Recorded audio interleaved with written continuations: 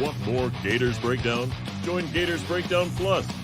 Starting at $3 a month, get access to unique episodes, plus a blog, chat room, giveaways, shout-outs, and more. Gators Breakdown Plus is furthering the interaction with fans and listeners like you. Head to gatorsbreakdown.supportingcast.fm to join Gators Breakdown Plus today.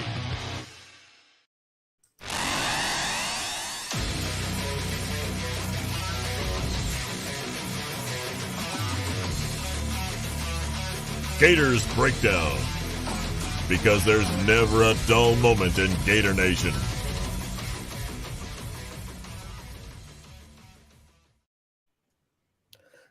The Gators Breakdown podcast is ready to go. I'm your host, David Waters. You can find me on Twitter at GatorDave_SEC. And it is that time of year, very much talking season. Most of the time we get around June, we start hitting these preseason magazine, the Athlon, the Lindy's, but we'll give these guys a stage to kick off preseason magazine season.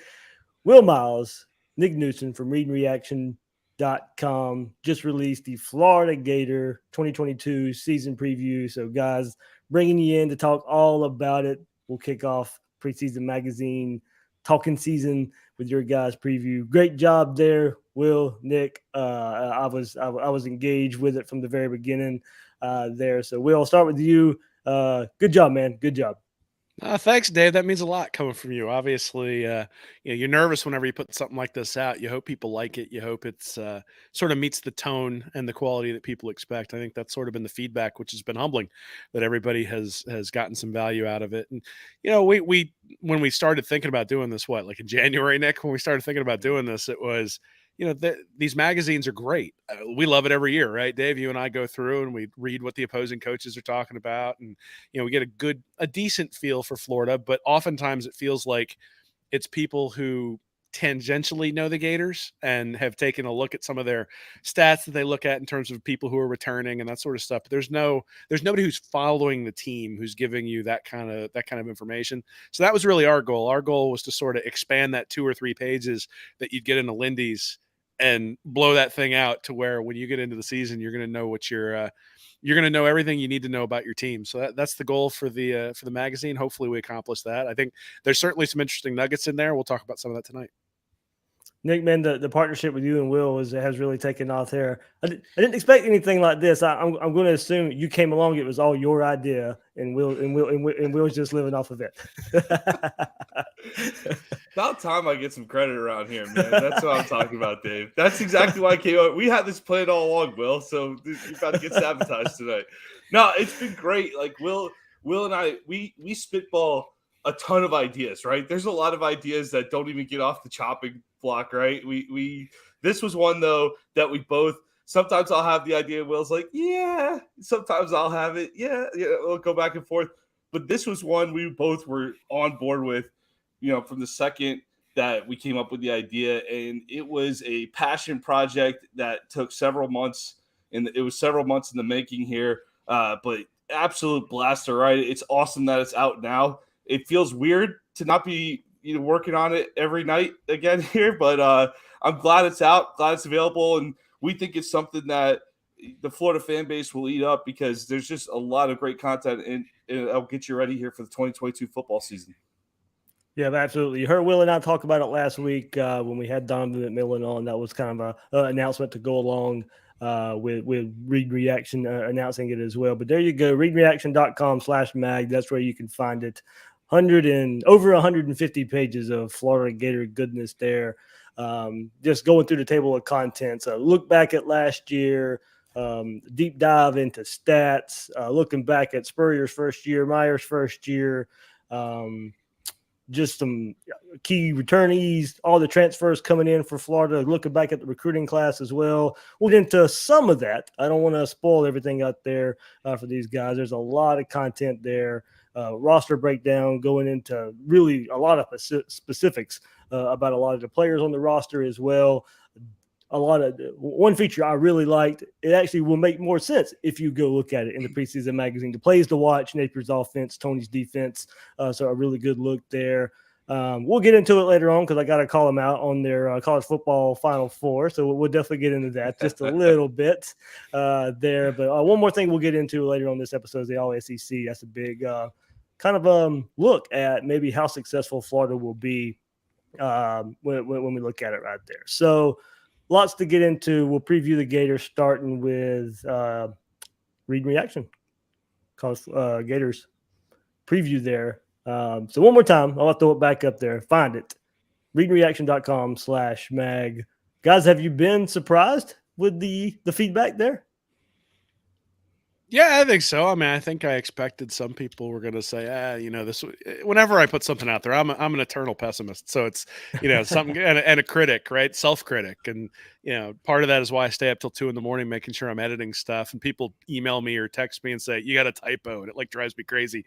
So part of me is sitting there going, "Oh, there's going to be typos in this thing. It's going to look unprofessional." Those sorts of things. But I think we started to feel maybe a week or two ago that it was really starting to come together.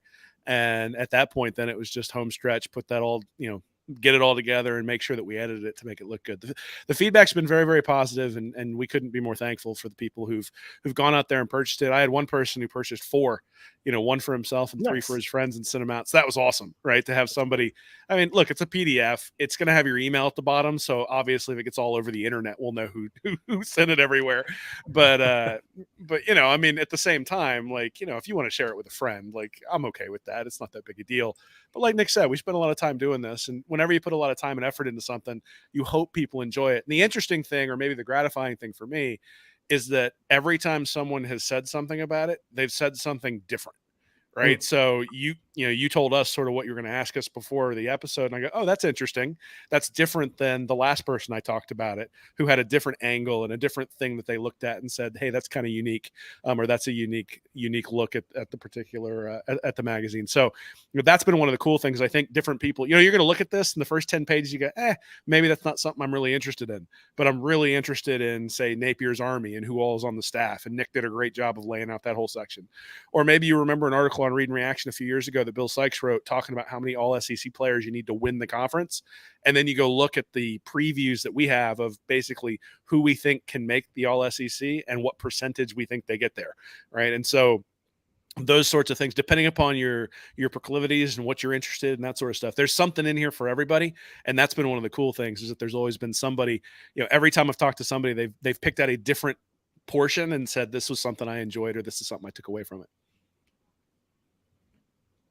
Yeah, it looks really good too. So I think we probably should make it even more clear. It is all digital there. So as Will said, it's a PDF, all digital. The hope is, talking to these guys, a physical copy next year. Hey, but for you, if you want a physical copy next year, support them this year. Let them get the money up. Let them get the funds up, and you can get your physical form next year in looking at it. But for real Gator fans out there, you don't want to miss this. As I said, about 150 pages there. Really good look, and we'll dive into it a little bit. I'll ask their guys what their thoughts was in putting together this big preview here. But before we get there, remember you can find Gators Breakdown at news4jax.com/Gators Breakdown. If you're watching on YouTube, hit that like button, hit that subscribe button. It really helps us out here throughout this episode. If you hear Nick say something, Will say something, me say something, comment on it. We'll try and get it in here. If you have any questions, I'll try and wrap back around toward the end of the episode and get it back in there before we sign off here on this episode. So, all right, guys, I'm going to ask you, Nick, I'll start with you here right here. What surprised you most about this Gators team as you did all this research, all the deep dive into this team? What surprised you the most about this Florida Gator team when putting this magazine together? The one thing that I really enjoyed doing, I did the 2021 review, trying to trace back what went wrong and just to see the amount of change that's occurred from the end of the season until now. I know we've been wrapped up in it all through the offseason. So, I mean, this is really a totally new product hitting the field in September here. And I'm completely fired up by that. I think the biggest thing that I feel a little better about going into this season, I had a ton of questions about the defense in general. I feel really good about the defensive backfield. I feel pretty good about the linebackers, even though there's some inexperience there. There's just a good blend there with Ventrell Miller coming back, especially, and really getting to know the coaches. I watched a ton of videos on, Sean Spencer, for example, the defensive line coach, and his background. He's crazy. I love watching all of his interviews. His energy is awesome. Some of the other coaches, even like a young guy, Piegler, the tight ends coach, super young guy. I found an interview. We put these little QR codes inside the magazine that you can use to get to videos. Found an interview from Piegler from about 8 or 9 years ago when he was a graduate assistant at Louisiana. He looks like he's 15 years old in the interview. And it's just a short interview, 3 or 4 minutes, but really just the staff's background too, just how tied they are into the state of Louisiana. Jabbar Jalouk, he coached at Edna Carr High School, for example, which is a really good. I don't know a ton of programs in the state of Louisiana. I've heard of Edna Carr before out of New Orleans. He won state titles there. He was there. He won one state title there. He was there for about 8 or 9 years. So a lot of these guys, deep Louisiana ties on this staff, which is something that I vaguely knew, but reading just how deep was a little bit, getting everybody's backgrounds and everything. Particularly from the staff's perspective. The other thing, too, you hear a lot of talk about Napier's Army, and I went through and I tried to outline. I went through the website, and I grabbed every name I could off the website and outlined who they are and kind of what they do. So if you want to know and put a face in a job title to a lot of these quote-unquote Army roles, we got a whole section on that, breaking that down, and I found that to be absolutely fascinating. Good stuff. Will, anything – coaching staff, team-wise, that surprised you when putting this magazine together? I know we'll get into the stats a little bit here. There was a few stats I know you put in there. That'd be kind of where we move on next. But anything that surprised you, I guess, positively or negatively about this Gator team when putting this magazine together? I mean, the big thing that surprised me is that when you looked at the quarterback play, it really wasn't that bad in relation to the overall SEC. And part of that is because Anthony Richardson sort of propped up the quarterback play. But even Emory Jones was, sort of in the middle of the pack. And when you looked at how the offenses performed in the SEC, they performed basically in the same order as the QB rating of the starting quarterbacks. So Tennessee had a really good offense last year because Hendon Hooker was a really good player. Same thing, Stetson Bennett played pretty well for Georgia, and Georgia had a really good offense. Bryce Young, KJ Jefferson, and Matt Corral were the top 5. So those guys sit there in, basically the top order there. And then there's sort of that next slate of teams.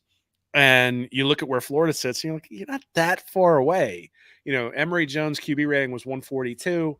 Stetson Bennett's 176, KJ Jefferson's 164. You don't, and Anthony Richardson was like 144 for the year. So if Richardson improves just a little bit from where he was last year, he doesn't have to improve a ton. He just has to improve a little bit.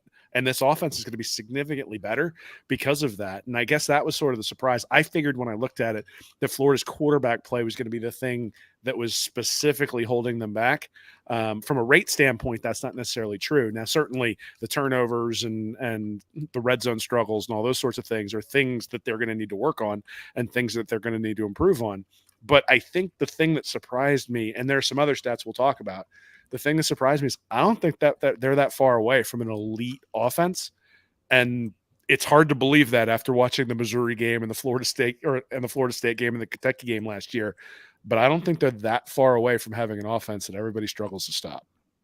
Well, I'm glad you said that. Well, one of the key stats I want everybody to get in the magazine. I didn't include it here in this episode because the red zone numbers were kind of eye-popping and let you know.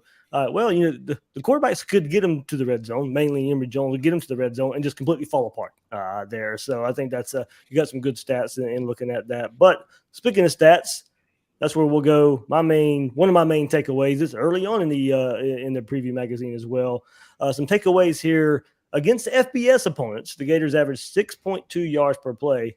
That ranked 21st in the country, versus averaging 27.4 points per game. So 6.2 yards per play, that ranked 21st, but only was good for 27.4 points per game. That ranked 61st in the country. So there was not a direct positive correlation between yards per play and points per game. This was right here was what blew my mind. That is the 5th largest disconnect between points per game and yards per play rankings in the entire country, behind Kansas State, UTEP, TCU, Nebraska, I guess, you got to be in Big 12 country to really get to be part of that. But Florida was not. You look Kansas State, UTEP, TCU, Nebraska, all right there. But perhaps not surprisingly, you guys said none of these teams ended up in the top 25 at the end of the year. So not many teams with that correlation there, being able to, most of the time, yards per play correlates to points per game. Not doing so there. So kind of going back to one of Will's points there. But Will, you did point out, or I guess I don't know who wrote this part, Will or Nick, with the stats there. This is gonna be, if it's a stats part, it's Will. Okay, well there we go. So going to the Emory Jones part, Will says, if the new quarterback can just replicate Jones' performance but be more effective in the red zone, the Gators' offense would jump to scoring around 34 points per game. That would compare quite favorably to points scored by Mullen's offenses in 2018, 30.8, 2019, 31.7, and 2020, 39.8 there. So I think we kind of knew going back and looking at last year, yeah, we know Florida should have done better in the red zone. That should have correlated to more points. Yards per play, Will, as you said, it wasn't really that bad. It just got bogged down in certain areas. Yeah, so I'm actually writing an article right now on Utah versus Florida and looking at that one, and it's really interesting because on a yards per play basis, on the offensive side of the ball, Utah's was ranked 20th and Florida was ranked 21st. But in points per game, Utah was ranked 13th and Florida was ranked 61st. Against FBS opponents. That's the difference between the two teams. Like when you look at it, their ability to convert. And so there's this great site called collegefootballdata.com, and they have a stat called points per opportunity. So it's every time you get past the opponent's 40, how many points did you score for those opportunities? And Utah averaged last year 4.5 points per opportunity. Florida averaged 3.8 if you take Samford and Weber State out of those equations. So against FBS opponents. So that essentially 0.7 points is the difference between those two teams. If you figure you're getting 5, 6, 7 opportunities past the opponent's 40, then that was the difference between Utah and Florida. And I think when you start looking at those two teams opening up the season, you say, hey, look, if Napier can fix that, then these teams are really, really close to each other. And that's what the stats are really saying. Like if you look at the SEC, so you mentioned 21st in yards per play, 61st in points per game. That's a 40 spot difference. The next closest is South Carolina at 16. And then after that, Arkansas at 14. So Florida was more than twice as bad as anybody else in the conference at converting the yardage they were getting into points. And that, I wrote an article a couple of months ago on Read and Reaction that specifically looked at red zone performance. And I think Emory Jones' red zone QB rating was like 170, which 170 is not bad. But Anthony Richardson was like 288. and the point is that when the field constricts, Richardson has the arm to get it in there. He seems to make the decisions quicker, and he gets the ball to the guy that he needs to get it to. And so I'm really bullish on Richardson being able to turn in a good performance this year, just because even if Florida just regresses to the mean, like if they regress back to where, like, let's say they're worse on a yards per play rank, they get to 35th, the offense overall will still be better, because you expect those numbers to match, right? The points per game versus the yards per play. They were so much worse at converting the yardage into points last year that they're not going to be able to help but be better. And so on the offensive side of the ball, I really expect Florida to be way, way better, not just because of Anthony Richardson, but because of just in general. If I looked at these stats and Emory Jones was coming back at the starter, I'd say they're going to be better this year just because no one has that kind of disconnect. Nick, I think later on in the episode too, it was pointed out that Billy Napier has a lot of success in the red zone. So that's where you hope it correlates. Florida had big red zone issues last year, and there was a part later on in the magazine that points out, hey, Billy Napier's been pretty successful in the red zone pretty much his whole career. Mm-hmm. Yeah, not too shabby either. Bringing a guy over with him from Louisiana, Montreal Johnson, big fella in the red zone is going to be nice this year. Not that we did have Damian Pierce last year for when we chose to use him, but Johnson, that running back room inside on top of Richardson inside the red zone, it's going to be lethal this year. Absolutely looking forward to that. Got to find some weapons in the passing game. Going through the entire roster, top to bottom there. it really, we've talked about it at length. I mean, last time I was on the show when we talked about the offense too, there's still a lot of ifs. Love the Pearsall addition to the receiver room. I think that's going to bolster some mismatches on the inside. But this team, lot of questions in there. But I like what Will's pointing out there with can't get much worse in the red zone than we were last year. And if we could just pick that up a little bit, cut back on the mistakes, you can see where there's real room for optimism, and we're not just being, with having the orange and blue tinted glasses on. Yeah, I think we saw last year when Richardson did get in that situation, there was some success. As you said, probably should have leaned on the run game a little bit more last year. That won't be an issue with Billy Napier. No. He's going to lean on the run game. That's just his MO. I'm not going to say he's run heavy. I'll keep saying that, but he will be run first. And I think he'll be pretty smart about it too. As you said, Montreal Johnson coming in to kind of help out there. Maybe getting Lingard and Bowman on the edges and spreading some defenses out east to west with this offense as well. So some things to look forward to in Florida, kind of making sure they don't replicate the woes of the red zone last year and kind of following Billy Napier's MO of being pretty good in the red zone. So let's move to the other side of the ball. Some key stats here for the Gators defense. Will says, I think top 25 is reasonable given the statistical profile.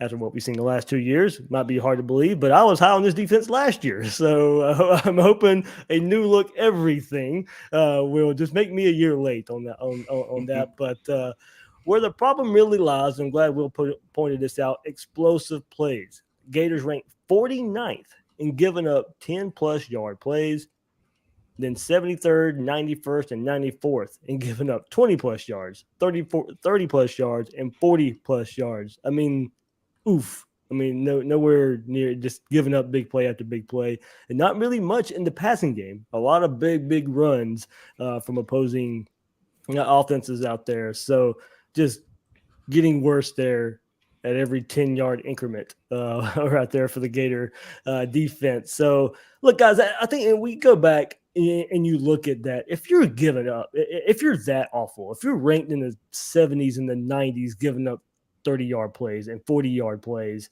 look, that's just not a physicality problem. It's not just a communication problem. It's not just a depth problem. It's not just a scheme problem. You got to be bad in all those categories to be giving up that many big explosive plays. When you look at this Gator defense, look, we know they lost their way throughout 2021. Target Grantham gets fired, and we saw what Samford done to this Gator defense in that game. But we know just how bad it was. But you're not pointing the finger at just, hey, this guy's not playing. That guy shouldn't be playing. This guy should be playing, or the physicality problem. Or as we heard Donovan McMillan saying, they didn't have enough tackle reps in practice. It's all those issues combined there. But looking at that stat, that's what really blew my mind. I had no idea that the explosive plays were that big of an issue when you start comparing it to other defenses out there in the country. Well, what blew my mind is that they were 44th in points per game and 39th in yards per play. I thought they were way worse than that, right? Just my perception is they were really bad. And they were really bad against the run, giving up 4.5 yards per rush, 85th in yards per play allowed on the ground. And that's where those big plays came in. And heck, they probably would have led the league in big plays given up if they'd only played the LSU game. But this is they were not a terrible defense. They were an extraordinarily inconsistent defense that couldn't get off the field because they couldn't stop the run. Right. Anytime it was 3rd and 4, it was a first down because you just hand the ball off and it turns into a first down. So it's actually, I think, a promising thing that the secondary was 18th in yards against the pass. And we start thinking about who's coming back and we think about who's going to contribute that contributed last year. It's almost all guys in the secondary outside of Brenton Cox and Gervon Dexter. It's pretty much everybody in the secondary. So you got Torrance and you got Marshall and you've got Helm and you've got Dean and you've got all these guys who played pretty well in the secondary last year, top 20 against the pass. And so you look at it and say, all right, well, who departed? Well, you got the 3 defensive tackles who transferred in who have departed. Well, were they really difference makers? No. So can we have somebody step up there? Maybe. Gervon Dexter has another year where he's been getting in the weight room, getting stronger, and hopefully now he can deal with the triple teams that he saw last year. and then, I don't know what to make of guys like Tyron Hopper and guys like Diabate, because I think they're extraordinarily gifted players. At the same time, you get run over on a counter over and over and over again. Yeah, the defensive line has something to do with that, but the linebackers have something to do with it too. And there's a toughness. Well, before you go further with that, you said you're right in your Utah preview. Florida and Billy Napier should just run the counter play at Diabate until he proves he can stop it. Now, I'm not running another play until that happens. Either that or send a running back out and make him sit in coverage. There are a few ways you might be able to isolate him. But there we go. Look, I mean, I think there were definitely people who were tuning out Todd Grantham, and I'm assuming that Diabate was one of them, given some of the comments that he made when Grantham was let go. So I don't think you can necessarily just do that. But Q Lee in the comments just said Diabate isn't a linebacker. He's absolutely right. He came in sort of as an edge rusher, right? And they tried to make him into a linebacker. A guy like Wingo came in as a linebacker, right? So you start bringing in you got Ventrell Miller still here. You bring in, you start giving playing time to Wingo. DeJuan Black comes in. That guy's going to be a linebacker. So these guys who are now no longer tweeners, these are guys who have the physical skills to play that position, are going to be there. Are they going to make some mistakes? Absolutely. Because you're going to make physical mistakes when you're in the SEC. The question is Patrick Toney able to communicate to them to the point where they're not making mental mistakes? Because last year, a lot of that stuff was mental mistakes, right? Not holding the edge, not, sort of trying to skirt a pulling guard instead of taking him on and busting up, basically sticking him in the hole. And, that just didn't happen. So I think there's an opportunity for the defense to get better. I don't think they're going to be fantastic, but I don't think you have to be fantastic in order for this team to be really, really good. I think you just have to sort of be able to secure something like a top 30 or a top 25 finish. And then the whole season hinges on how good the offense is, and particularly how good the offense is when you play Georgia and when you play Texas A&M. Nick, anything about those big busted plays that Gators gave up last year that you feel better about this year? The interior part of the defensive line is still the most concerning to me, outside of Dexter, of course. Dexter, I am a firm believer that outside of injury, he's going to work his way into the first round of the draft. A guy that big who moves that fast when he wants to turn it on, he just seems to show up in the moments where he wants to. Can he take it up another level? I mean, statistically, he had a real nice season last year, even though at times it was frustrating with this defense. He did have a good season statistically. He showed up on that stat sheet for a defensive tackle. Look, I think there's a lot of reasons for optimism in terms of the leadership turnover. You heard guys, didn't McMillan tell you guys that they just have simplified things in general in that interview, where he said it was just the teaching was a little bit more clear. And I think that was something you heard a lot last year with maybe it's too complicated. Grantham's defense might be a little too much to install for the short amount of time that these college coaches have with the guys. And one thing we hear that the defense isn't that different. It's taught different. Well, my favorite part was that he said that they're actually teaching them to tackle. That they're teaching them to go for the hip, and that the takedown was not for the big hit. It was come up, fundamentally make the tackle and make sure you're tracking the guy's hip and taking the right angle and those sorts of things. I think the way they've communicated how they want them to tackle is indicative of probably how they're communicating the defense. Sort of what you were getting at there, Dave. Yeah, you just want as long as things get simplified this year a little bit, to where I feel like last year there wasn't so many instances where you go back to 2020 and there were just wide open plays. Last year there was instances where that Tennessee game had a couple that didn't get executed, right?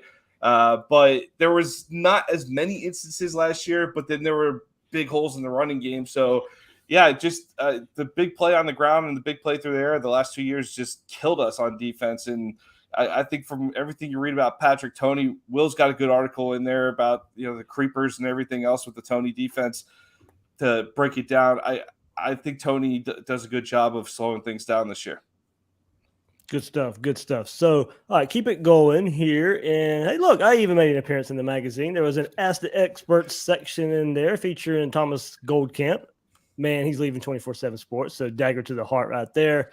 But myself, Thomas Goldcamp, in there with the Ask the Expert, tongue twister there for me. Ask the Expert section of the magazine. So you asked us expectations in Napier's first season, key games on the 2022 schedule, a breakout player, and some bold predictions. So, guys, if you want that, if you want my thoughts on that out there, that's in the magazine. One we will preview here. I wanted to get your guys' thoughts on. One surprise for me in the magazine is the breakout player part. Thomas and I both went with a defensive end. We didn't talk to each other beforehand or anything like that. I went with Tyreek Sapp, kind of to build off of his spring game performance. I like that one. Yeah, build off that spring game performance. Thomas went with another at the position. I won't give it away right there. Won't be too hard to figure out, of course. But if I went with one defensive end, he does go with another. So we were both high on the breakout potential from that position group. We all know Florida needs help at the defensive tackle position, as you mentioned, Nick, there, but just might have some pieces up front to help out at the end position for the defense. So since you guys asked me those questions, I won't ask you all of them. Who is your breakout player going to be for this Gator team? But Thomas and I both went defense. Both of us went defensive end. Didn't go offense here, but who are just one breakout player. You could go multiple here, of course, but one breakout player from each of you as you went through this 2022 preview. Go ahead, Nick. Who I hope it is, I want it to be DeJuan Black. Okay. Everything you read about the guy, everything you see, like he has got the ability to cover. If he can become that type of linebacker that can kind of do it all, I think DeJuan Black, everything you read about the guy, he sounds like he's got next level ability, and he just hasn't been able to figure it out on the field yet here. I'm very anxious to see how he plays this year. So if I go for one breakout player on the defensive side, it'd be DeJuan Black. I do think I don't think it's his a monster name or anything right now, but Montreal Johnson, I mentioned him earlier. He's technically the most experienced running back, even though he's only a sophomore. He's a true sophomore, most experienced running back last year, most carries last year, coming back for 2021, most carries in 2021 of all the backs in this backfield. So I'm very anxious to see how he fits in, and I think those two guys pop this year. Yeah, I got Ethan White at guard. And the reason is because of one of the stats I highlighted in the preview. He started the first 7 games last year before he got injured. The Gators averaged 6.3 yards per attempt on the ground while he was in there.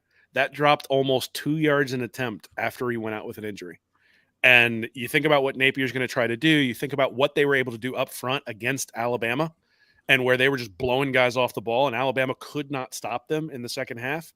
And all of a sudden, that ends when White's gone, right? They couldn't run against Missouri. They couldn't run against Florida State. Now, part of that was they didn't want to give Dameon Pierce the ball for some strange reason. But some of it was that the offensive line just wasn't getting the push without White being in there. And I know there's been a lot of attention paid to Osiris Torrance, and that guy's going to play in the league. At the same time, I think Ethan White, over the last couple of years, he's dealt with injuries, but he's won the job both years and just hasn't, the first year wasn't able to play because he got hurt in camp, and last year was out after the first 7 games and sort of was trying to work his way back.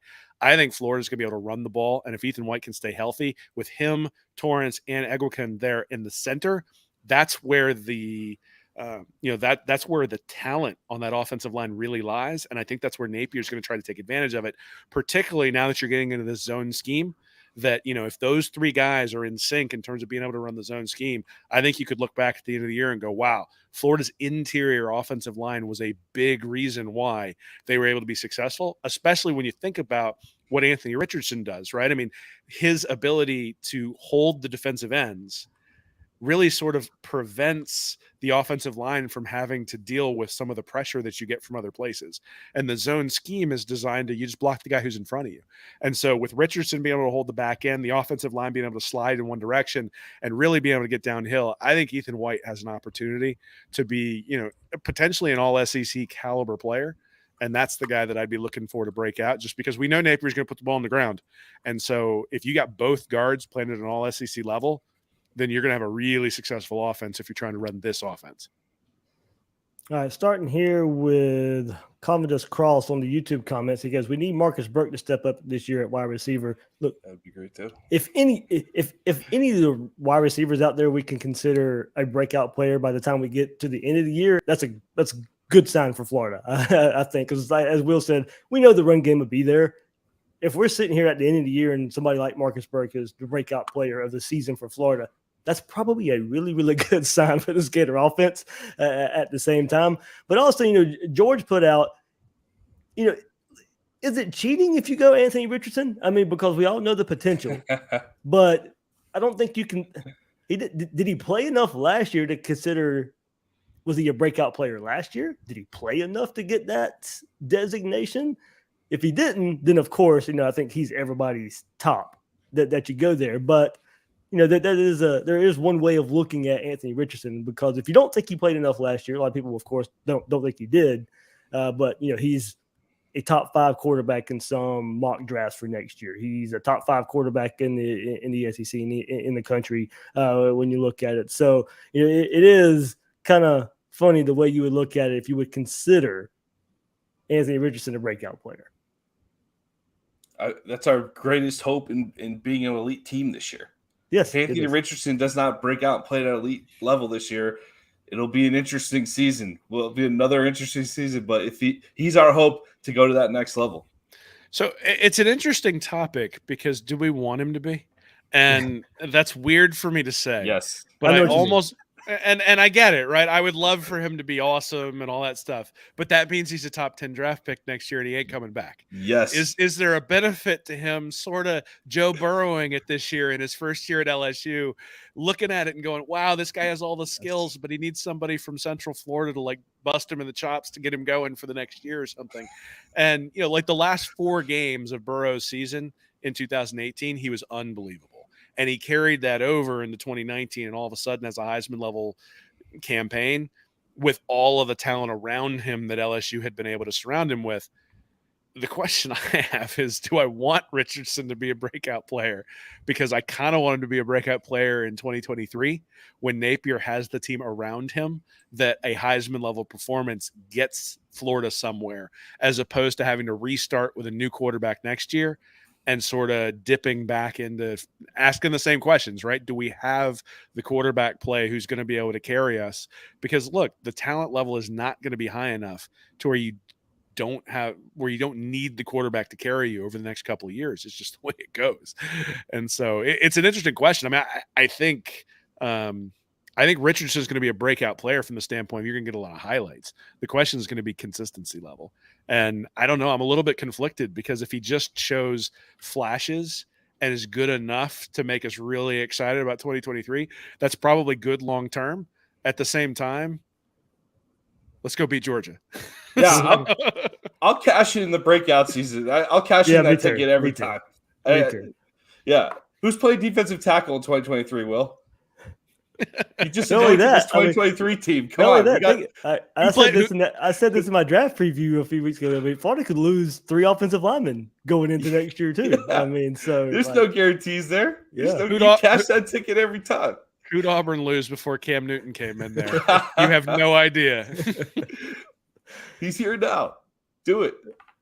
We got a year ahead of us still. This is the first Florida Gator 2023 preview on the internet right now. It is a fascinating topic, though. Like, how good do you want Anthony Richardson to be? But just because you want him for 2023 as well. So I do want to go back to one thing earlier, is that my impression. So the person who talked about Marcus Burke, I think that's important, because when you look at his profile in 24/7, or you look at anybody who's sort of analyzed him, one of the things they talk about is it looks like he's got a second gear.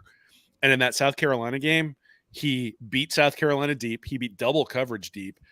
And the one that he actually caught came right after he'd been overshot by Emory Jones in that game too.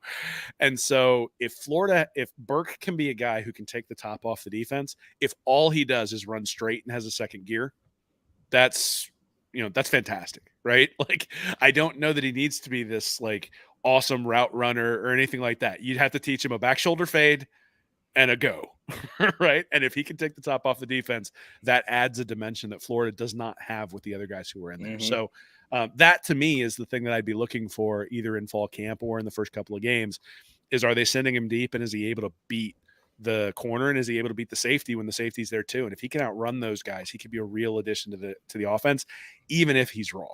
And again, I have no idea whether he's progressed and what he's doing as a route runner and those sorts of things. But out of all the guys that you look at on the roster at the wide receiver position, Burke is the one guy who I look at and say, I think he might have the speed to be that guy. And guys like Shorter and guys like Pearsall are solid receivers, but I don't think they have that kind of speed. All right. One more question that you asked us. I'll ask you guys. Key game for the 2022 Florida Gators. Go for it, Nick. Nick. I'll start with you. Okay. I mean, that's actually a really tough question this year. Because normally you could sit there and be like, well, the first 3 weeks are, FAU and the da-da-da. But I have to go out the gate. If you set the tone early with the 2-0 start with Kentucky, if you can finish that Kentucky game, or even I'm going to say Kentucky overall, because Kentucky, if you can get a win, that's your first SEC win. That's the momentum going into Tennessee. But especially if you beat Utah and then you top it off by beating Kentucky, that's a nice 1-2 punch out the gate. And I think that gives this team a lot of confidence going into Tennessee. I think the Tennessee thing is nice. It's nice that they've risen. I think I said in the Tennessee preview that the media is all excited because Tennessee has finally risen to mediocrity. And so for the 8th time in the last 9 years. Yeah, calling it the hype train. Hype train. Got to trademark that. Josh Heupel, the hype train up there in Knoxville. That's going to be a tough crowd, though, because especially Tennessee plays Pitt that same day that Florida plays Kentucky. Yep. And if they could get by Pitt on the road, they'll have some confidence coming in. This could honestly set up the biggest Florida-Tennessee game in probably since Lane Kiffin came to the Swamp in 2009. So it could be a very big game in Knoxville. So it's a hard question because, of course, the easy answer that you want to go for every year is Georgia, right? But I'm going to go Kentucky this year because it's early. And if you do lose the Utah game, you don't want to start 0-2. So either way, win or losing that Utah game, that Kentucky game is going to be critical to get off to a good start this season. Will, what's your key game? I think it's at Texas A&M. Right, you figure South Carolina, Vanderbilt, and Florida, and at Florida State. It's at Vandy, but come on, who cares? So South Carolina, at Vandy, at Florida State. You figure those are wins, right? You'd pencil that in for a win.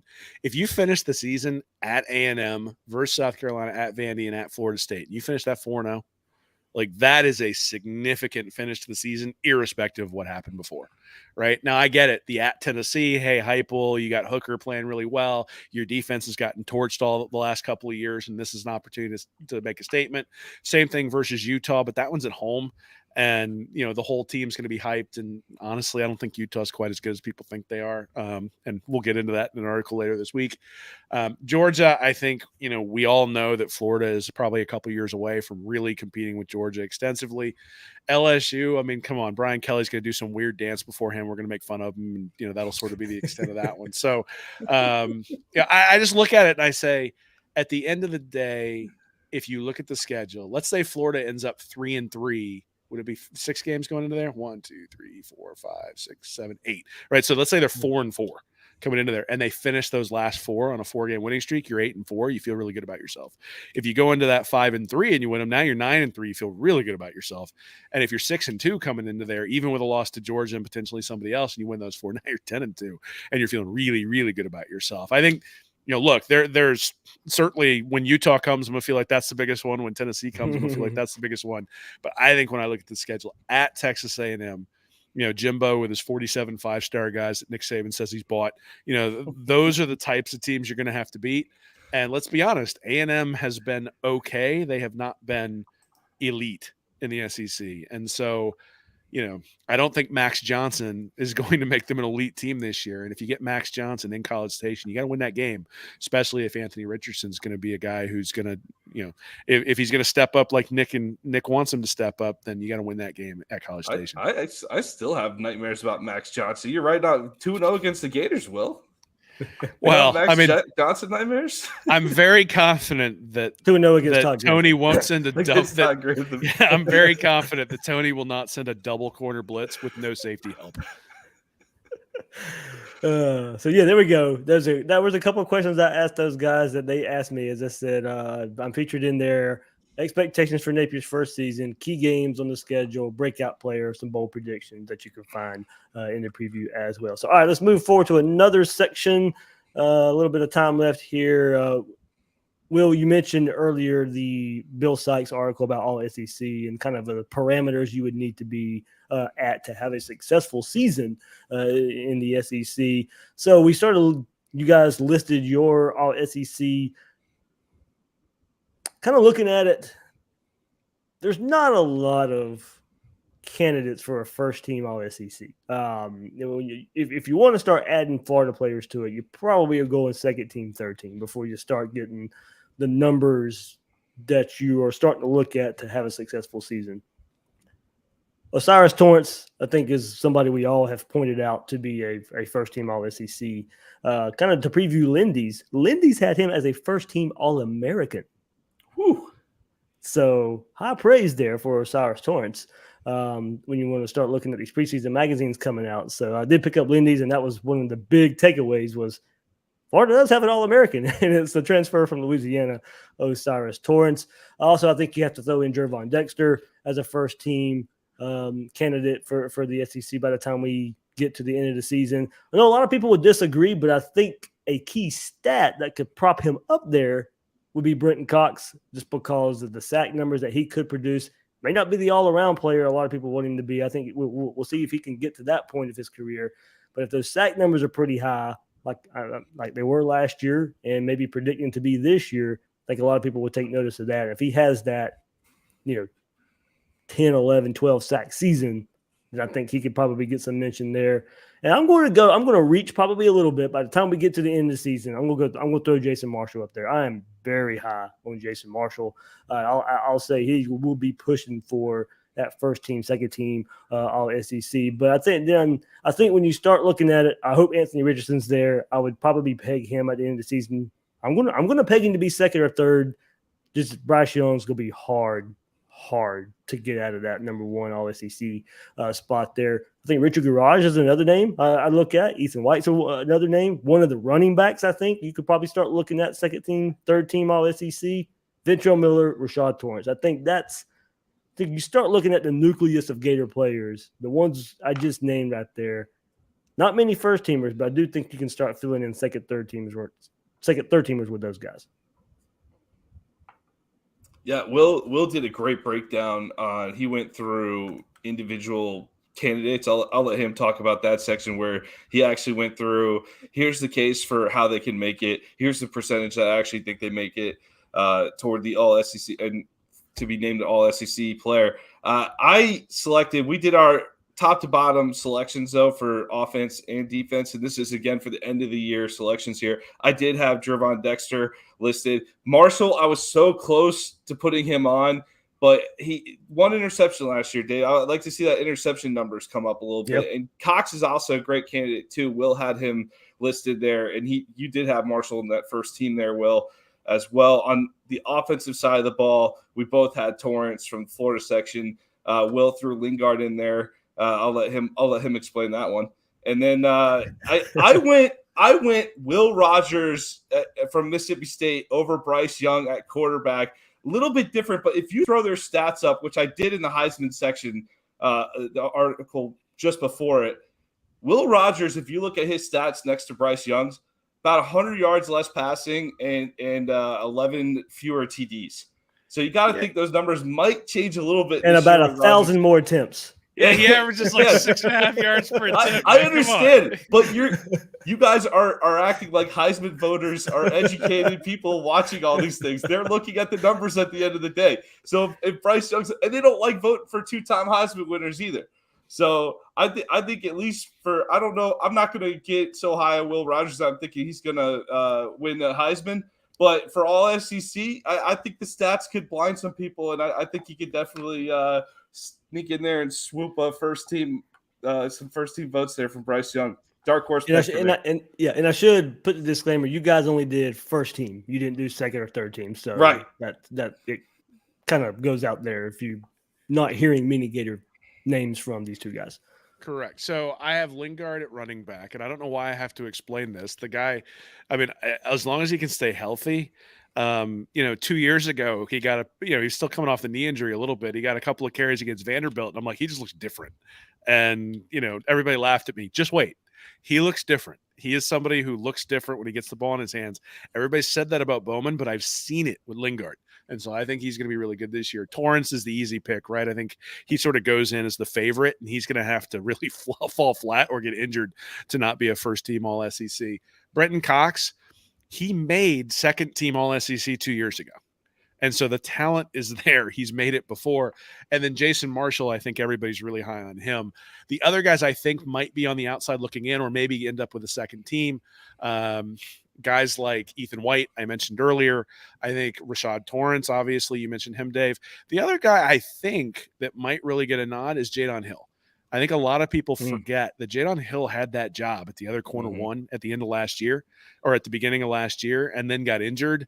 And then they brought in Avery Helm and other guys. And one of the reasons Marshall got to play as much as he did is because Jadon Hill was out. But if Hill comes back and he's full strength, I think he's going to win that other job. And I think you might find that Florida has 2 lockdown corners because Hill's out there. Again, I think we're sort of looking at this through orange and blue glasses in some capacity, saying this is what we're projecting going to happen. The other thing that I would say is that I know everybody gets all tied up into all SEC, and you should, right? Because that translates into winning. And some of it is, the winning players get voted to all SEC as well. But you can track that and kind of know what you need to get in order to be successful. But the other thing you should look at is the freshman all SEC team. One of the hallmarks of Florida in the past under Mullen is that they did not play freshmen very much. And so there weren't a lot of guys who made the freshman all-SEC team. In fact, I think the only guy who did in Mullen's tenure was Kyrie Elam. And look at Elam. He's a first-round draft pick, right? And somebody who was always perennially on these all-SEC lists, even if he got injured and didn't make it last year. So I think that's what you want to look at this year. I think, it's important. Okay, Torrance makes the all-SEC team. That's great. I mean, we're going to beat our chest and say that's awesome. But if you get a guy like Kamari Wilson who makes all-SEC freshman, well, what that portends is that he's going to be able to make all-SEC in his sophomore and junior year, and that's really what you're looking for, right, is the build. And so, we've predicted what the all-SEC team is going to look like in this magazine, and that's fun. But when I really look at where it's important, a lot of the people I have on my list for all SEC this year are people who were freshmen all SEC 2 years ago. And I said, look, those guys are going to take the leap because they've already shown they can compete in the conference at a pretty high level. Now they just have to take the leap to be able to be a junior who can play at that level in the entire conference rather than just with his freshman class. And that's where I think we're going to see it. So again, if you're looking for hope for next year, one of the things you want to look at is that freshman all SEC class and how that translates. There we go. Look at all SEC right there. So one more topic I want to hit in the preseason magazine, and then we'll get to a little bit of Jaden Rashada news.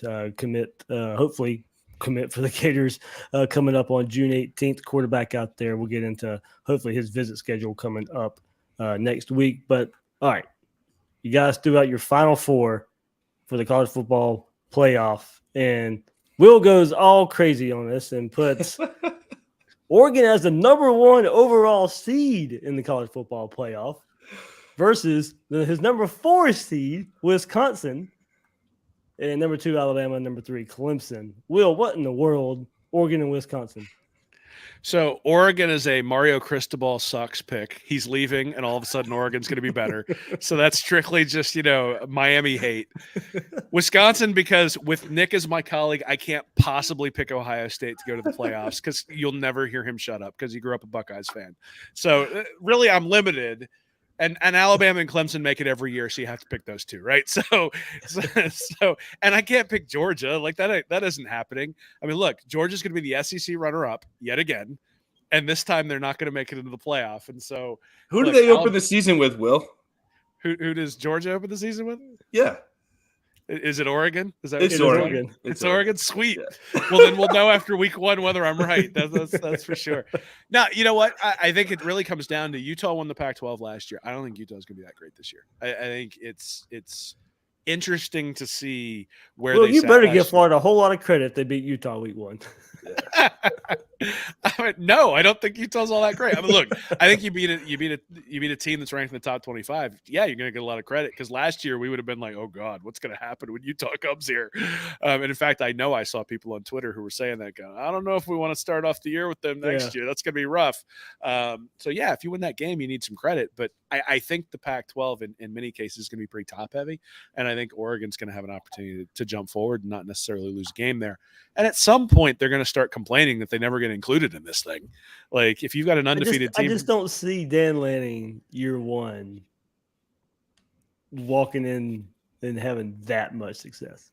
We'll see, man. I think Pac-12 can cannibalize itself, by the way. So that's absolutely true. Look, that's what they do every year, right? You get a team like Utah wins the Pac-12 last year. They go 10-4, or 10-3, I guess, before they go in the bowl game and almost beat Ohio State. I mean, look, if you want to pick chalk, fine. I mean, but who's the fourth team, right? So we're going with Alabama, Ohio State, and either Oklahoma or Clemson and somebody else, right? Yep. Hey, you almost read mine out. Well, go ahead, Nick. Tell them what what yours is. So I had first off, you're way too tough on Utah. Go back, anybody. If you need a football fix, go back and watch that Utah Ohio State Rose Bowl.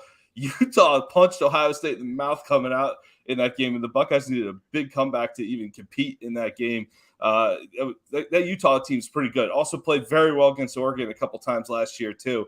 Kyle Whittingham out there, they've had a very good program. So they're going to be, I expect Utah might be preseason top 10 coming into the Swamp.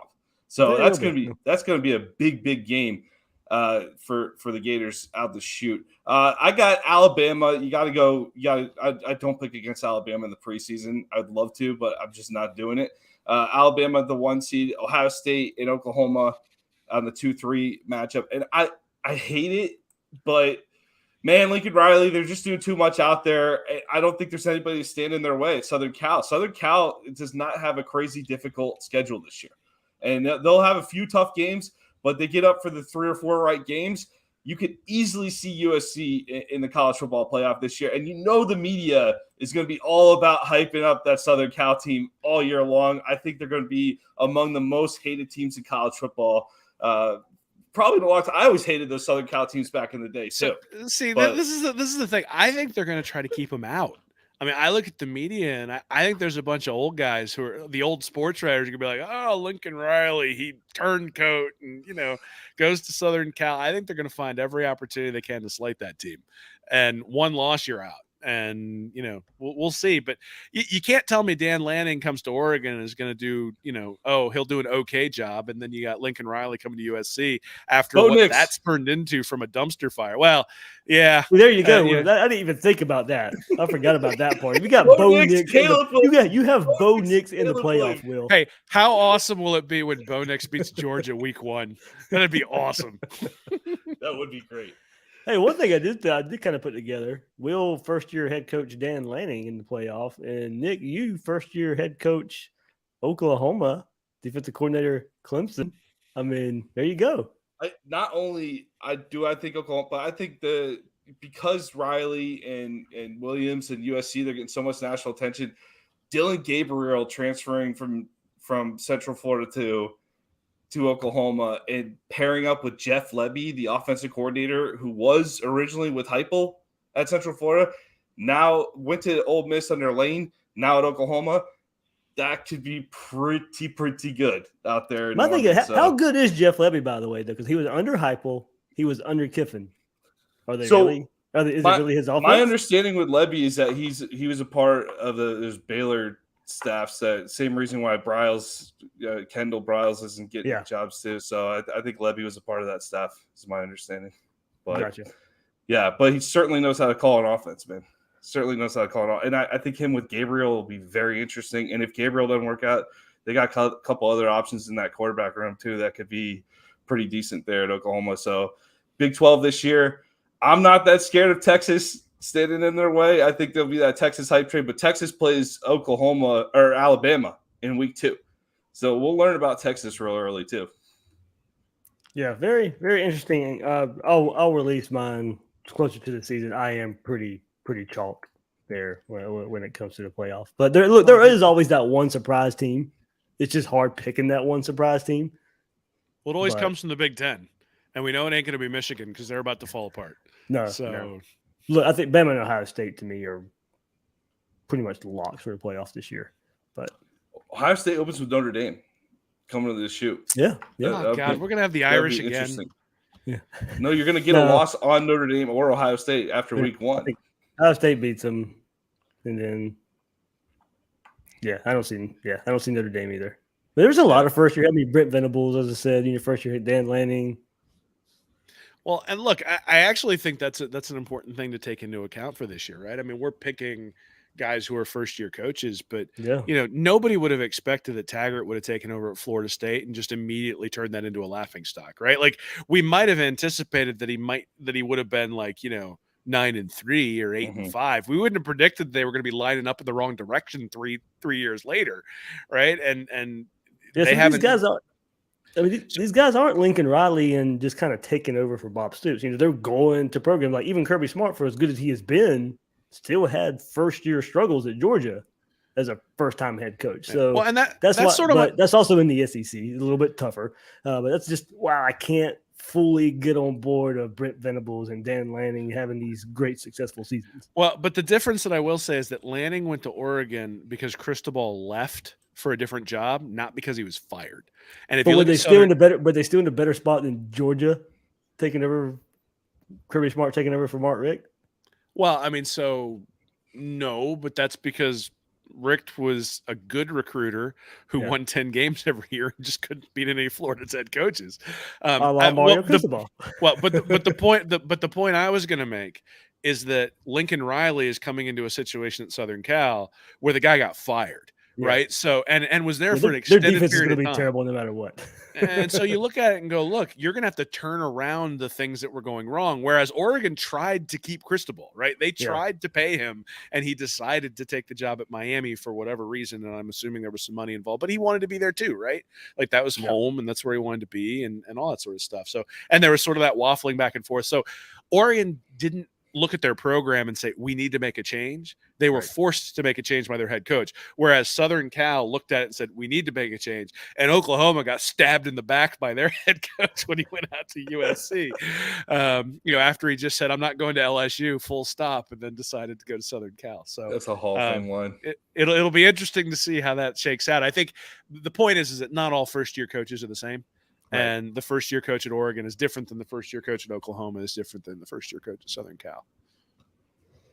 That was a good conversation there, by the way. So college football playoff, gets us every year. We'll see who the four are. Do Alabama and Georgia from the SEC make it again? So that's one storyline I think to watch out for once again there. So, all right, before we sign off here, Jaden Rashada, guys, of course, been making all the headlines in the last week or so for the Gators.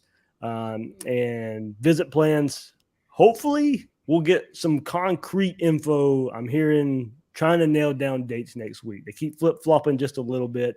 We're probably looking at mid to late week visit there for Rashada. Just visited last week.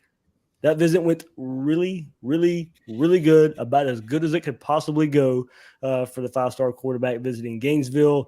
Look, 2,220 yards, 27 touchdowns, 5 interceptions last year.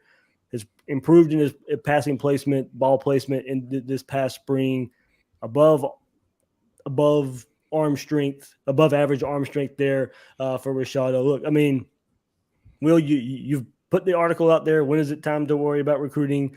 We got a couple more months before we have to do that. But if we're going to start looking at a spark, if we're going to start looking at a lightning rod, we know Florida's got plenty of top targets out there on the board. And a lot of people had already written off quarterback recruiting. Rashada visits last week. Everything's going to start picking back up again as far as the talk of getting a big-time quarterback in the class. If it's going to be one, it's going to be Rashada. I know all the Arch Manning talk out there.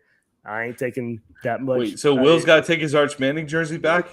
I think there's a lot of lip service out there. I think it'd be hard to pull him away from the other relationships of the other big schools that he's had out there. This is Florida's last chance here.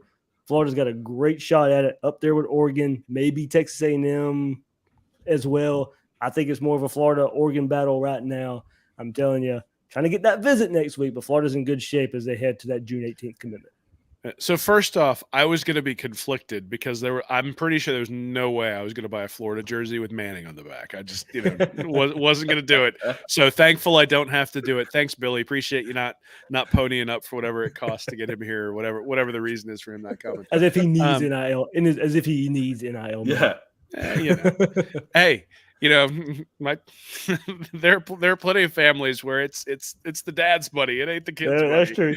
You got to go earn your own way. So, we'll see. But I don't know. I mean, I look at it and there have been a ton of visitors and there has been a ton of positive press and it just hasn't converted yet. And I know I keep preaching patience, but I'm as impatient as other people and things are going to have to start hitting.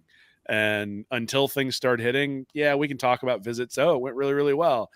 There were plenty of visits that went well when Dan Mullen was in charge that didn't convert into the guys that we needed to be here. So, I hate to be the guy who's the Debbie Downer here. But look, we have to see results. We absolutely, they have to start coming. The other thing is that when you look at Rashada's profile in terms of yards per attempt and completion percentage his junior year, I look at that and go, okay. I mean, and I think quarterback is one of the hard places to evaluate. But it's not a profile I look at and go star immediately. I look at it and go best case developmental prospect. Maybe he has all the physical skills, but not ready to step in and be an SEC quarterback as a true freshman. So the good news is that if he commits and Richardson stays an extra year, he'll have time to learn. I think he'll need to learn. That doesn't mean he doesn't have the skills. Doesn't mean he won't be a great player. It just means, you think about like Tim Tebow when he came in 2006, he wasn't ready to be the starting quarterback yet.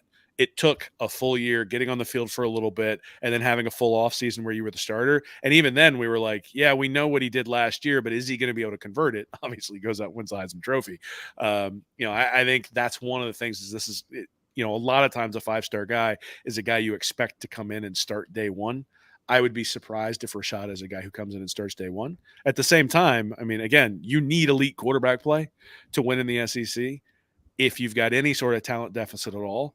But you may need it anyway because the teams that are at the top, at least Alabama, is pairing elite quarterback play with all of the talent that they're putting on the field. When you think about Bryce Young, Kirby, that's the one criticism of him is that he has not been able to pair elite quarterback play with the team that he's put together. Last year, he just happened to put together a transcendent defense that could allow Stetson Bennett to make a few mistakes. I think this year, if he makes those same mistakes, Florida's going to get bit by somebody, or Georgia's going to get bit by somebody at some point along the way. Hopefully, Florida, but. I think, look, you got to be positive. Anytime you hear that a visit goes great, you look at it and say, I mean, there's an alternative, right? Where he sort of says, I'm dropping you out of my top 5. At the same time, we're in a lot of top 5s right now.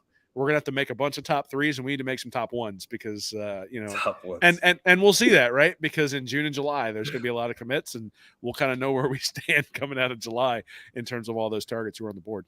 Are you telling me we're ahead of the Cal Bears in this recruitment here? Because that was on the top 7 last I saw. That's good. That's good. We're putting Cal in our rear view mirror here in this process. Location. Harkening back to our Richardson conversation, I'll punch the ticket for a 5-star quarterback committing. I do worry, unlike Tim Tebow coming here and sitting for a year, obviously he got a lot of snaps that freshman year and was used in a very unique role. Jacksonville, Florida kid. Who's Rashada going to be behind if AR leaves? Jack Miller? Jack Miller Kidler? Right now, right? Yeah. Kidler, Max Brown. He would have a good shot. Like you would think he'd have a good shot next year. But in an era of transfer portal, California kid, is he going to be tempted to go back home? And that's what I'm not. Obviously, I would take the 5-star quarterback commitment all day. Don't get me wrong. But if you're looking at different options, I would worry about that. I would worry if let's say he does get beat out by Jack Miller in year 2 and he thinks he should be the starter. Is he out of here the first chance he gets going across the country? I don't know. Yeah, it's a fascinating, if AR does leave, the depth chart is very friendly. Do you still go get a transfer quarterback who's that 1-year stopgap so you don't have to force him in there? Or do you put him in over Jack Miller, Jalen Kitna, Max Brown? I mean, you have to assume, either if so, Kitna's probably on his way out, if that's the case, or something like that. That's way down the road. But to me, that is a big selling point for Florida right here is, hey, this might be AR's last year. You as a true freshman can come in here and compete and be the guy. If Oregon's your choice, well, they got a 5-star quarterback waiting in the rings already. Texas A&M is your choice. They got a very heavy quarterback depth chart. Florida's as a big-time program, Florida's your best shot to come in here and maybe walk with the job as a true freshman. So that has to be part of the selling point right there. Yeah, man. I mean, look, I think, like Nick said, you're not going to turn down the commitment of a 5-star guy. At the same time, there's a resource allocation to get to know somebody out on the West Coast that, the question is, we've talked extensively about Napier building a circle around Gainesville, and the state of Florida is loaded this year. And so it's great if you go and get Rashada, but if you get Rashada and you don't get people in that circle, that's bad. Right? Like, you need to get the people in that circle. And, if all you got was, I think we talked about this earlier in the year, if all you got was 25 guys and you could pick your 25 guys from inside that circle that's 100-mile radius or 150-mile radius outside of Gainesville, you'd have a top 3 class. So, from the standpoint of who you should be able to bring in and who you want to be putting NIL dollars on and who you're visiting and who you're able to spend time with. And look, it's easier these days, right? I mean, you got Zoom, you got cell phones, you got all that, FaceTime, all that sort of stuff. There's a previous relationship with his dad as well. His dad played at Arizona State in the 90s and got to know Billy Napier when Billy Napier was at Arizona State. So there is I won't say they're like best friends or anything, but there is they do know each other. They know of each other. There is a prior relationship there. Yeah, well, and look, I mean, sometimes you just decide you want something different. And if Rashada said, "Hey, I'm tired of California. I want to try Florida, or I want to try the East Coast," or maybe he thinks the offense fits his skill set in a way that other offenses out west don't. That's great, right? I mean, look, it's a risk when you go and get a guy from California, but that doesn't mean you never recruit a guy from California. If you look at him and your evaluation says this guy's special, then yeah, you put resources against it. Again, it's not a and again, I don't think you evaluate a recruiting class on one player. If Rashada decides to go someplace else, that doesn't mean Napier's a good recruiter. It doesn't mean he's a bad recruiter. It's the aggregate of what happens over the next 4 or 5 months we're going to be looking at, and Rashada is a piece of that puzzle. And so if he's a piece that they are able to place in that puzzle, then great. If he's not, then I think that they'll be able to get by with the people they've already brought in, especially if Richardson ends up staying 2 years. No, all I heard was blah, blah, blah, Arch Manning or bust. That's what Will just said, right? Did that sum that up well? Never. Hey, guys, one more thing before we sign off here. SEC scheduling, SEC meeting starting this week, and scheduling is the top of the – we just talked the future of Gator football. This is the future of college football, future of SEC here. Alabama.com, Mike Rodak said today on Twitter, Florida AD Scott Strickland says both scheduling models being discussed by the SEC would involve every school visiting each stadium within a 4-year period. It's the 3-6-6 model, which that means 3 permanents. You play 6 opponents 1 year, 6 opponents the next year. This is when Texas and OU joined, by the way. So this is how it would work out. So 3 permanent, 6 1 year, 6 the other year. So they all rotate 9 conference games. Then the other one would be only one permanent, not a big fan of that, and 7 rotating to give you your games there. Not a big fan of that, but those are the 2 models being discussed. Guys, to me, it's got to be 3-6. Give me your 3, Dave. Who's the Gators 3? Like, who do I want it to be, or who should? Okay. Both. Vanderbilt, okay. Missouri, and Kentucky. There we go. Yes. I will hate you like Georgia's on there either way. More. Yeah, Georgia's on there either way. Yeah. Tennessee, LSU. I want those 3 to stay. I don't think it will end that way. I don't think Florida gets all 3 of those because I think LSU has to play Alabama. LSU has to play Arkansas. LSU has to play Ole Miss. Auburn. I would think Auburn. Auburn's there too. But I know some older SEC fans, especially LSU Ole Miss is a pretty historic SEC rivalry. Mm-hmm. So I don't see Florida LSU staying. I see Florida Tennessee staying more so than I do. But then if you look at Tennessee's side of it, okay, they got Alabama, they got Georgia. Those 2 are going to stay. So do they have Florida as well? Right, and then Vanderbilt. I mean, Vanderbilt. Get that in state. So I can see Tennessee going away. And that leaves Florida with Georgia, South Carolina, and probably Oklahoma. Oh, Oklahoma year to year? That'd be interesting. Because I've followed this a lot. Like, for real, if you start looking at Tennessee and LSU and who their 3 permanents could be, Florida could get rid of both of those. And Georgia being the permanent, South Carolina just because of that, and then add in Oklahoma. I guess the question is, what are you trying to achieve? Yeah. So to me, the game that if you lost would be just like a travesty for college football is Florida, Georgia, right? Yeah. But that's the one that's the one you can't lose. Same thing, Oklahoma, Texas. Yeah. Like, you can't lose that one, right? Alabama, Auburn. You can't lose that one. Yeah. You're going to have to. Auburn's a pretty good case too, because I would love Florida Auburn to be back. That's an old rivalry that went by the wayside. But you're not getting rid of Auburn, Alabama. You're not getting rid of Auburn, Georgia, and you're not making Auburn's third Florida. You're just not doing that to them. It would be pretty unfair. Well, but that's sort of my point, right? Is what are you trying to achieve? You're going to have to give up some of those, right? So Auburn, Georgia is going to have to go away. I actually think it's far more reasonable for just from an equality standpoint and a fairness in the schedules. I actually think they ought to almost take an NFL model where you take the previous year's records and you decide the best teams in the SEC play the best teams in the SEC. And the worst teams in the SEC play the worst teams in the SEC to try to enable it. That way you don't have Alabama just beating the crap out of Vanderbilt every year, just because they happen to be like a permanent cross opponent or something like that. I don't even – again – what does that do for the SEC's playoff chances, though? Well, I mean, so, again, what are you trying to achieve? Are you trying to maximize TV dollars? Is the – and this That's is why the I think they go 9 conference games, by the way. I think TV money. I do agree. 9 conference. Well, games and this is the other question is if you go 10-2 in the SEC, but you've played a real schedule because you've decided to make sure that you're playing teams that are great, does that team still make the playoff?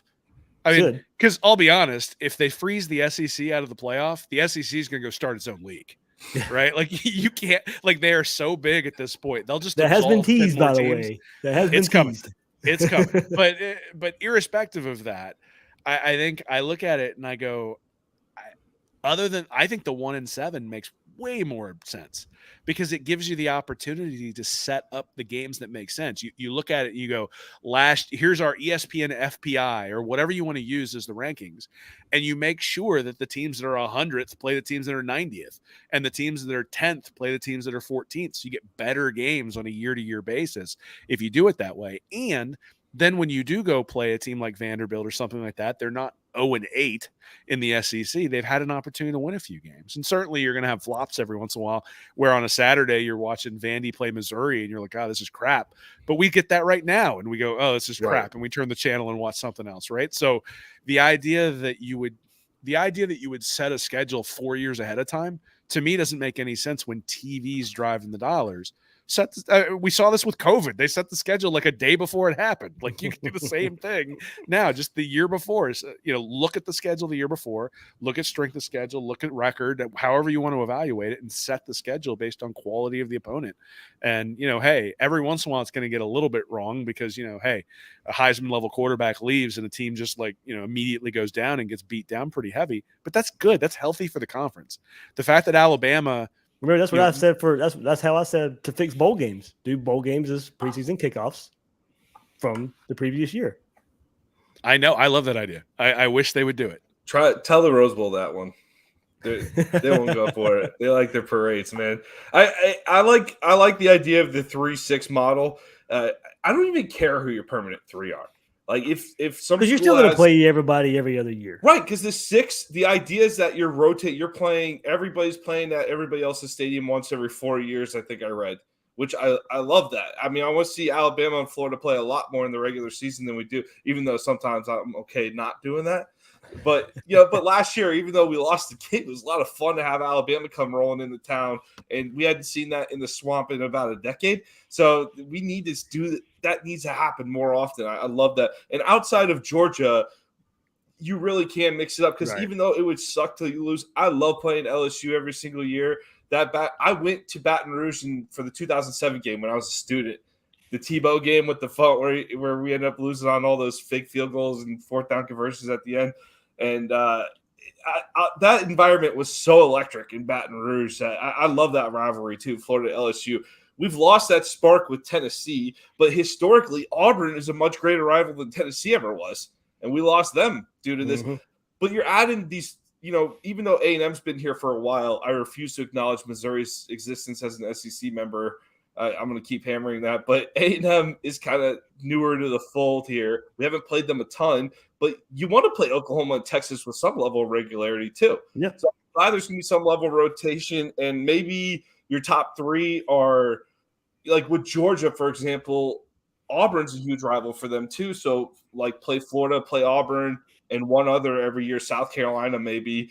But then the six are going to rotate. So even if your three were Vanderbilt, Kentucky, and Missouri, then your other six are going to be like Alabama, LSU, Auburn. It's going to be brutal on the other six. So 9 games is going to even out across the board anyway. So I really don't care who your permanent three is, although Florida-wise, I think I would take – you feel like South Carolina would probably be in that mix just geographically. Yeah, I think so. So South Carolina, Georgia, and more than likely would probably stick with Tennessee, I would think would be the highest likelihood of our three that we play year in and year out.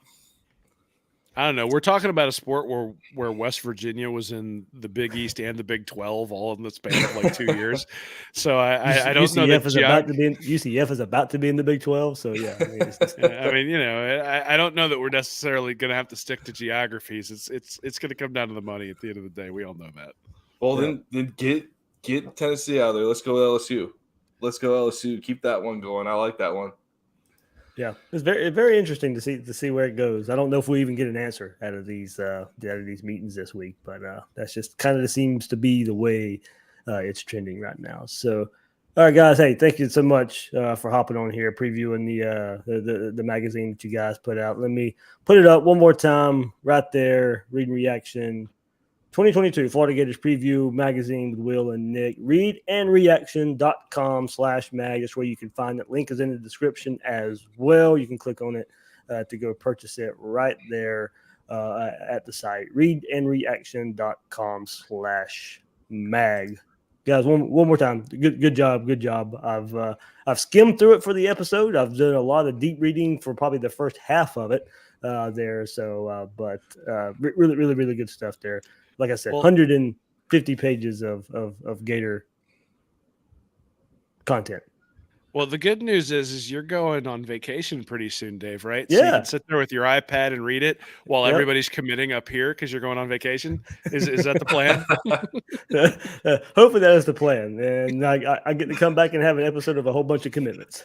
I don't know, man. If you go to like the Cayman Islands or wherever you're going and 3 or 4 or 5 stars pop, I think we're going to have to take up the Read and Reaction magazine will pay for you to go back for the rest of the offseason. Send you right back over there. We all enjoy win. paradise. Enjoy paradise. They will be on the beach and have a video out before us on the new He recruit. will. You'll like see the waves crashing in the back as he's talking about Jadon Rashada committing to Florida along with all the other guys. As my wife slaps me in the back of the head.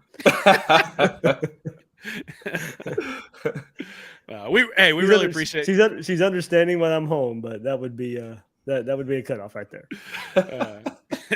Hey man, we'll hold down the fort then while you're gone. But hey, we really appreciate you having us on talking about this. Thanks, Dave. It's a cool next step for us for the website, and you've been nothing but supportive this whole endeavor, really, right? Bringing me on here as a guest and then as a co-host, and bringing Nick on as he's joined Read and Reaction. So we really appreciate your support. Appreciate everybody out there in the Gators Breakdown universe for their support as well.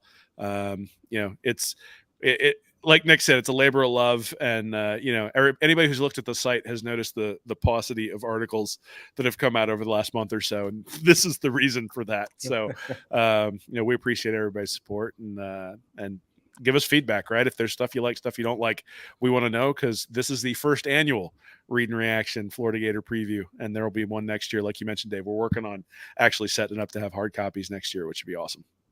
And I'd just like to note that it's June, so we're 1 month closer to football season, fellas. That's right. We're getting there. That is right. We're getting there. I can't believe it's June already, but I love it. I know. I was just counting down, trying to look, ahead a little bit, and a month and a half, SEC Media Days, pretty much. Let's go. So Let's go. We didn't get our Jimbo Saban fist fight at the meetings, so that's unfortunate. I know. I But looked. It maybe was like, we man, get are they going to be there the same days on SEC Media Days? And they are not. SEC needs to rework that, by the way. But Are you going to that, Dave? You going out there? I should be there. It's in Atlanta, so Yeah. it's I should be there once again, as long as gas prices don't keep rising. It might cost $1,000 to get there, but we'll see. Can't help you there. TV station to pay for it. So That's good. Yeah. But yeah, Oh, man. a lot to look forward to right there. Exciting, man. I can't wait. I'm Yeah. so jacked for the season. Like, irrespective of what the outcome is, it's hope, right? We talked about it last year when Grantham and Hevesy were fired, that just the Mullen era had run out of hope, and the Napier era brings that all the way back, right? And so to walk into a season and see that, and know that that's there, and know that we don't know what's going to happen, right? We can't look at the last 4 years of recruiting and go, oh, this is a problem. We can't look at, the last 3 years of film and go, well, the offense isn't really advancing. We can't look at Grantham's defense and go, ugh, everything's new, right? And so new data points are coming, which is exciting, but that also means that we got the hope that this is the Florida Gator turnaround. And 4 years from now, we're going to be looking back at that SEC championship game that Florida beat Alabama and took down Saban and started a new era of Florida football winning championships. So it's exciting. I can't wait. All right, and one more to send us out through the whole preseason magazine Will and Nick have put out there. Georgia is never mentioned as national champion. They aren't. As what, Dave? As what? Yeah. That's not their title. That's not their title. They SEC didn't win the runner-up. SEC. Yeah, it's our magazine, man. We call them what we want to call them. Yeah. They didn't win the SEC. They're the SEC runner-up. I'll tell you, the storyline for me on Georgia's season last year was they just can't get over the hump and beat Alabama and Atlanta. And when will they do it? When will they get the job done and actually beat Alabama in Atlanta? It's got to happen at some point, you would think. Well, and here's the deal. Like, at Read and Reaction, we strive to be factually accurate, and they are the SEC runner-up for 2021. It is absolutely correct, and we point that out multiple times in the magazine. In fact, one of the guests, the experts, Goldcamp, put in, the thing they won after the SEC championship, and we changed it as an editor's note to change it to SEC. Almost slipped it in. Almost got by us. We caught that in proofreading though. We can be petty. It's the right kind of petty. It is. We're allowed to be. All right, there we go. As I said, everybody go check out the preview right there at readandreaction.com/mags. All right, so for Will and Nick, I'm David Waters, host of Gators Breakdown. Everybody, thank you for listening to this episode. Guys and girls, we'll check you out there next week on Gators Breakdown.